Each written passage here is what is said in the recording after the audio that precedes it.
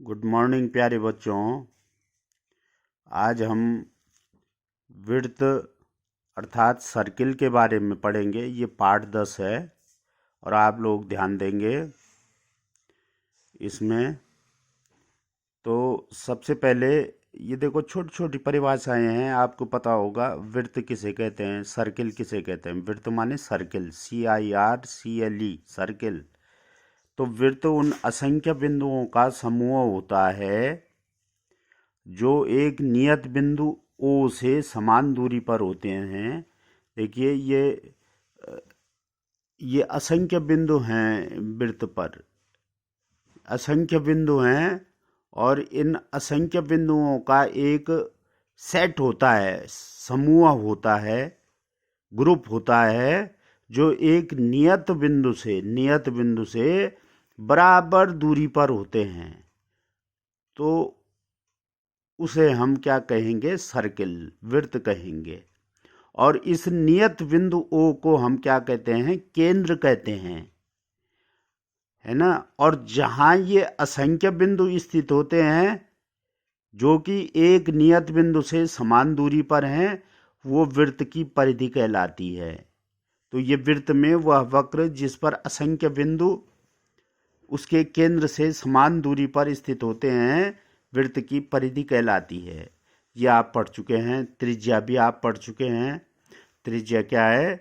त्रिज्या परिधि पर स्थित किसी बिंदु से, परिधि पर स्थित माना ये Q1, Q2, Q3, ये कोई 3 बिंदु हैं। तो ये परिधि पर स्थित हैं, वृत्त की परिधि पर। तो वृत्त की परिधि पर स्थित किसी बिंदु से और केंद्र की दूरी को हम वृत्त की त्रिज्या कहते हैं। तो ये त्रिज्या हो गई। इसी प्रकार व्यास भी आप जानते हैं। व्यास क्या है? त्रिज्या का दुगना होता है व्यास। और यह आप जानते हैं कि किसी वृत्त की असंख्य त्रिज्याएं खींची जा सकती हैं। किसी एक वृत्त की असंख्य त्रिज्याएं हो सकती हैं। किसी वृत्त की सभी त्रिज्याएं लंबाई में समान होती हैं। किसी एक वृत्त की जितनी भी त्रिज्याएं होंगे, सारी त्रिज्याएं लंबाई में समान होती हैं। एक इसमें आता है जीवा, जिसको कहते हैं कॉर्ड, CHORD, कॉर्ड। कॉर्ड क्या हो गई कि वृत्त की परिधि पर स्थित, ये देखिए, वृत्त की परिधि पर स्थित किन्हीं दो बिंदुओं को मिलाने वाला रेखाखंड वृत्त की जीवा कहलाता है। कोई भी दो बिंदु हैं वृत्त की परिधि पर, इनको मिला दो आप, इन दो बिंदुओं को मिला दो, तो ये वृत्त की परिधि, वो जीवा कहलाएगी। ये जैसे दो बिंदु हैं P और S, इनको मिला दो आप, ये वृत्त की जीवा कहलाएगी, कॉर्ड। तो ये वृत्त की जीवा हो गई। जैसे कि इसमें PQ, PR और PS, या इसका नाम अगर हम AB डाल दें तो ये जीवा AB हो गई। और किसी वृत्त का व्यास उसकी सबसे बड़ी जीवा होती है। सबसे बड़ी जीवा कौन होगी? वृत्त का व्यास। वृत्त का व्यास हमेशा वृत्त के केंद्र से होकर जाता है। नेक्स्ट, ये छोटी छोटी डेफिनेशन है। केंद्र रेखा, लाइन ऑफ सेंटर्स। तो दो या दो से अधिक वृत्तों के केंद्रों से होकर जाने वाली रेखा को केंद्र रेखा कहते हैं। जैसे इन दो या दो से अधिक वृत्त हैं, ये 3 वृत्त हैं। इन वृत्तों के केंद्र से होकर जाने वाली जो रेखा है, इसको केंद्र रेखा कहेंगे, लाइन ऑफ सेंटर्स। तो ये लाइन ऑफ सेंटर्स, ये O1, O2, O3, ये क्या हो गई? केंद्र रेखा, क्योंकि ये 3 वृत्तों के केंद्रों से होकर जा रही है।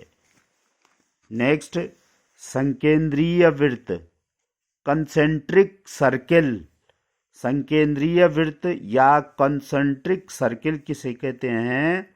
ऐसे सभी वृत्त जिनका केंद्र एक ही होता है उन्हें हम संकेंद्रीय वृत्त कहते हैं। जैसे ये देखिए, यहाँ पर हमने प्रकार की नोक रखी और इसी प्रकार की नोक से हमने ये एक सर्किल खींच दिया, एक वृत्त खींच दिया। फिर प्रकार की नोक यहीं रखी, यहाँ से हमने त्रिज्या बढ़ा दी और ये दूसरा सर्किल खींच दिया, दूसरा वृत्त खींच दिया। फिर हमने ये प्रकार की नोक रखी, यहीं से हमने ये बाहर तीसरा वृत्त खींच दिया। ऐसे करके हम ये वृत्त खींचे जाएंगे इसी केंद्र से। तो जिन वृत्तों का केंद्र एक ही होता है उन वृत्तों को हम संकेंद्रीय वृत्त कहते हैं। ध्यान दीजिए। अब आइए वृत्त की छेदक रेखा। छेदक रेखा माने सीकेंट। सीकेंट अंग्रेजी में सीकेंट कहते हैं।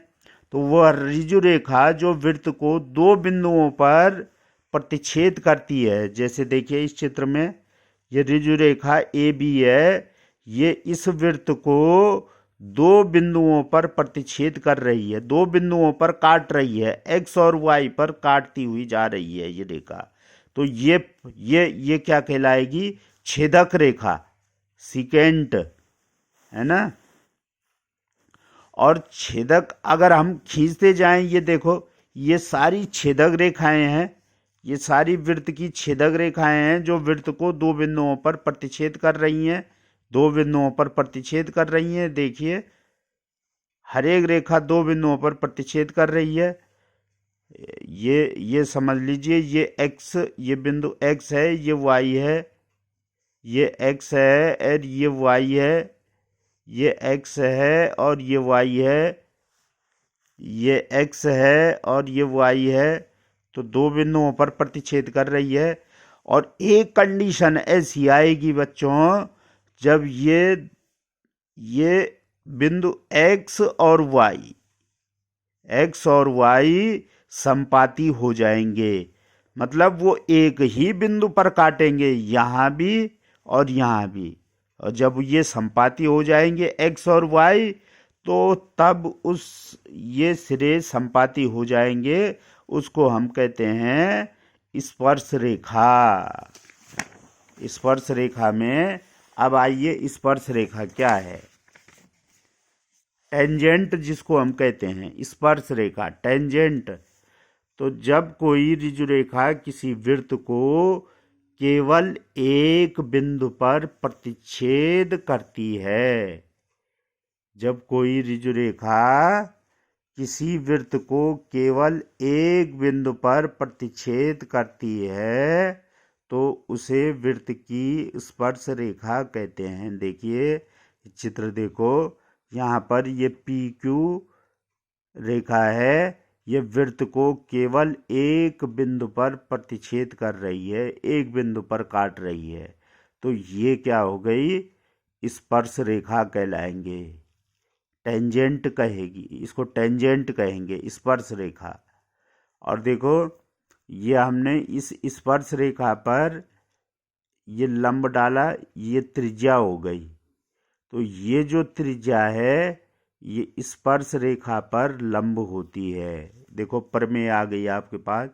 वृत्त के किसी बिंदु पर स्पर्श रेखा स्पर्श बिंदु से जाने वाली त्रिज्या पर लंब होती है। ये स्पर्श रेखा, ये स्पर्श बिंदु हो गया जहां पर ये स्पर्श रेखा इस वृत्त को स्पर्श कर रही है, माने छू रही है, वो स्पर्श बिंदु हो गया।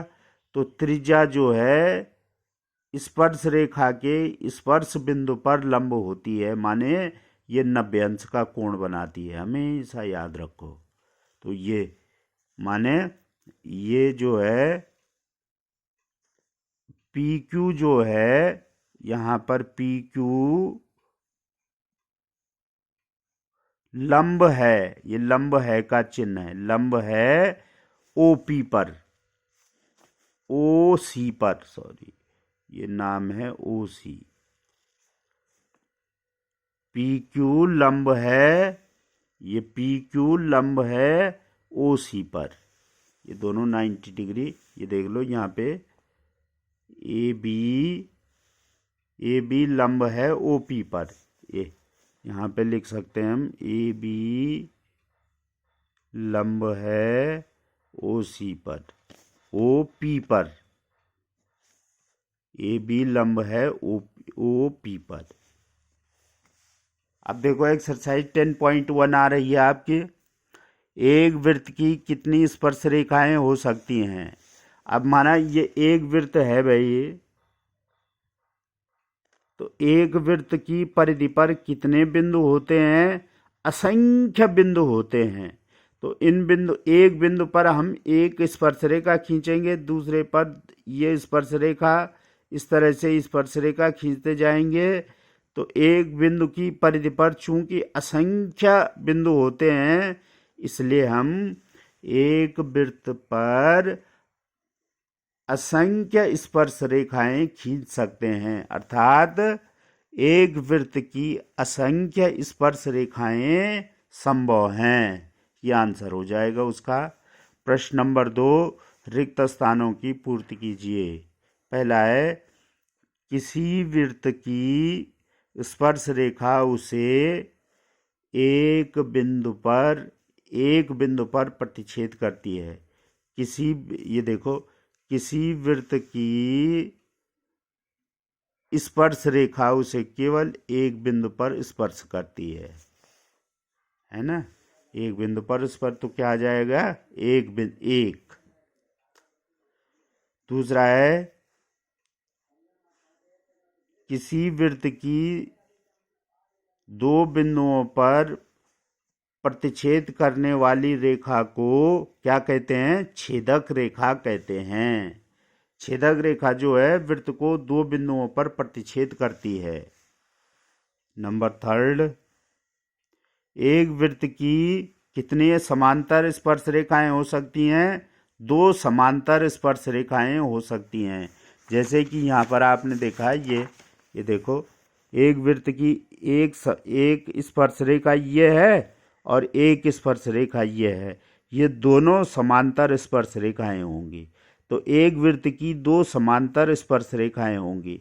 बाकी ये जो बीच में आप देख रहे हैं, ये स्पर्श रेखाएं नहीं हैं, ये सीकेंट हैं, छेदक रेखाएं हैं, क्योंकि ये वृत्त को दो बिंदुओं पर प्रतिच्छेद कर रही हैं। हर एक रेखा ये दो बिंदुओं पर प्रतिच्छेद कर रही हैं, देखो।